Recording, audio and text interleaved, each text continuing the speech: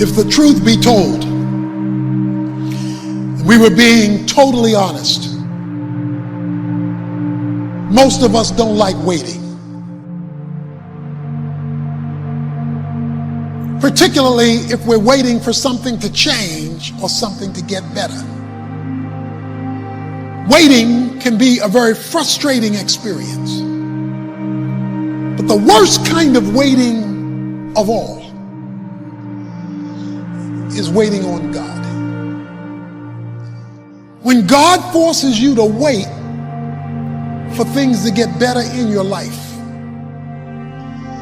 for things to improve, to change, to reverse, and nothing is happening.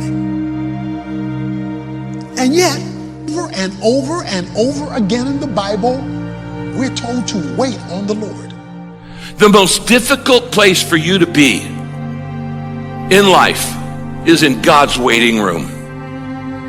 In God's waiting room. Some of you are in God's waiting room right now. What is God's waiting room? When you're in a hurry for something to happen and God isn't. That's God's waiting room. Some of you are in a hurry to graduate. Some of you are in a hurry to get married. Some of you are in a hurry to start a family. Some of you are in a hurry to launch a new business, to close a big deal. Some of you are in a hurry for a big goal, a big dream, a big accomplishment. Some of you are in a hurry for all kinds of different things, and God isn't. And one reason we get in a hurry is we think we're falling behind. Our friend is getting married. Our coworker got promoted. The neighbors moved into a new house. We got to make things happen. We're being left out. Well, here's the key. What has your name on it will not go to anyone else. We don't like to trust somebody else's timing. Why? Because we lose control. And so we'd rather than trust God, because trusting God means, my goodness, I actually have to trust God. We'd rather go, listen, I like the plan and purpose you have for my life, but can we do it my way? And here's the funny thing. Now that I'm a parent, I recognize in my children that they don't like it to wait on my timing. They don't like to wait. They don't like to chill and be patient. But the thing is, if they would just trust my timing, they would recognize it's for their good. It's for them to be blessed and prosperous. And so you can live life frustrated, anxious, stressed out, angry, or you can rest and go, God, I have to trust in your timing. Another thing you have to learn in life is that a delay is not a denial. There's a big difference between no and not yet. Now, immature children don't know the difference. You tell a kid, not yet, they start crying and having a hissy fit because they think it means no. They don't understand a delay is not a denial. We all have things that we're waiting for, problem to turn around. When it's taking longer than we thought, it's easy to get discouraged, to become impatient. But sometimes it's not happening because we're not prepared for what God has prepared. You need more time to grow, to develop, to gain experience. Patience is developed in the wait room. Before you see what God promised, God will send you to the wait room. You may not like it. Other people are in the game, making progress. You're stuck waiting. You may not see anything changing, but something is happening. Patience is working. You're growing, developing, getting you prepared so you can sustain what God has coming. Don't get discouraged because it's not happening as fast as you would like. When He knows you're ready, what you give birth to is going to be much bigger than you've imagined. Maybe you've been praying, being your best, but you don't see anything changing. Have a new perspective. You're in the wait room.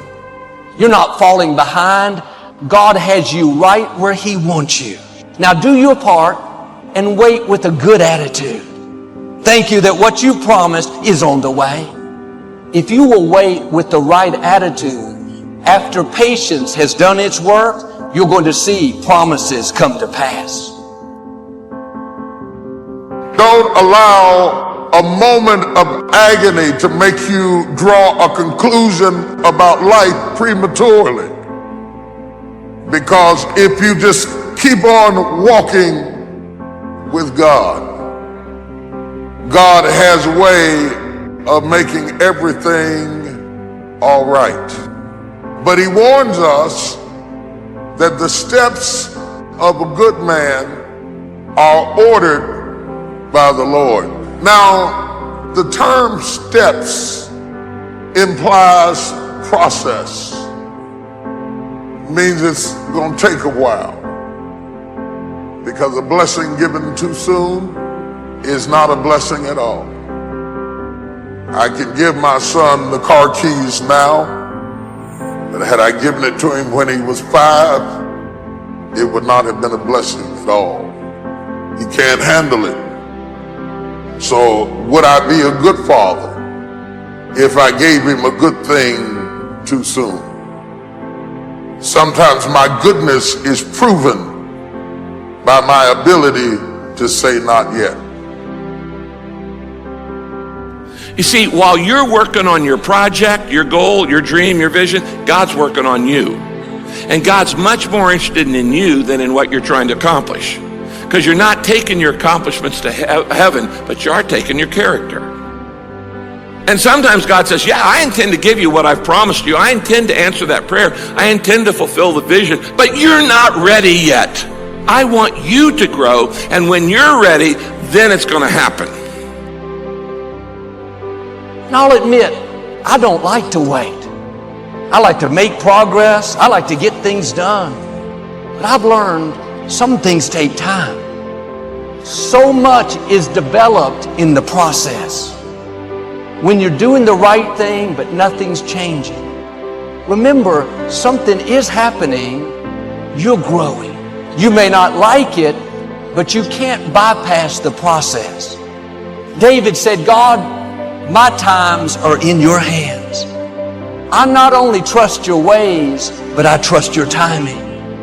When I'm ready, when I can handle it, you will take me to new levels of my destiny. Something may have your name on it. You know God has put it in your heart. But if it happens too soon, the blessing will become a burden. Sometimes God proves His love to us by what He's not letting us have. We just have to spend more time in the weight room, growing, learning to trust God, learning to keep a good attitude when things aren't going our way. The sooner we pass these tests, the sooner God will release what belongs to us. You can never lose faith. When you don't see no way how, you have to buckle down and keep believing. God is always coming.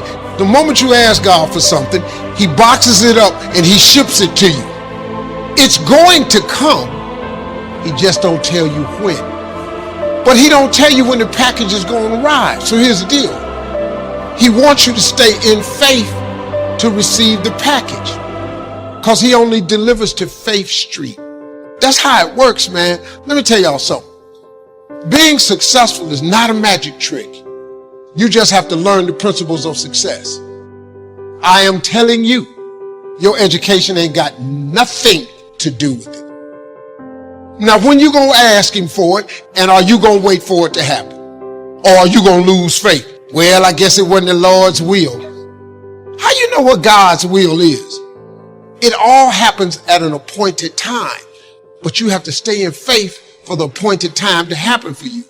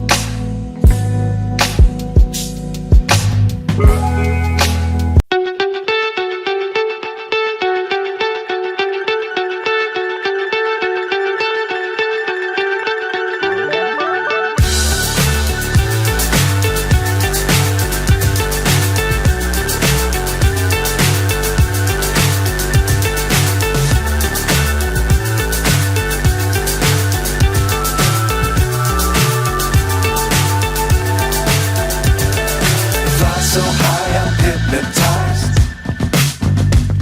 What's up is down, what's left is right. Chasing stars and holding you. I can't see the end, but we'll see it through.